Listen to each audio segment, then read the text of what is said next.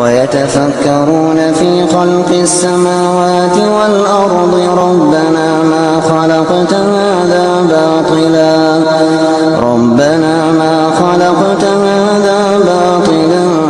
سبحانك فقنا عذاب النار۔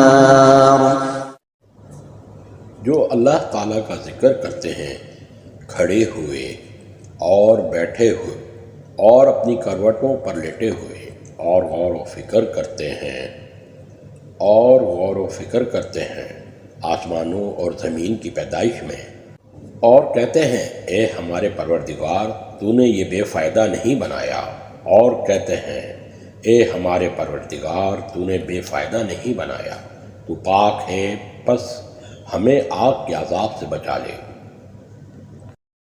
اللہ رب العزت سے دعا ہے کہ قرآن اور حدیث پر چلتے ہوئے فرقہ واریت کی لعنت سے باہر نکلنے کی توفیق عطا فرمائے، آمین یا رب العالمین۔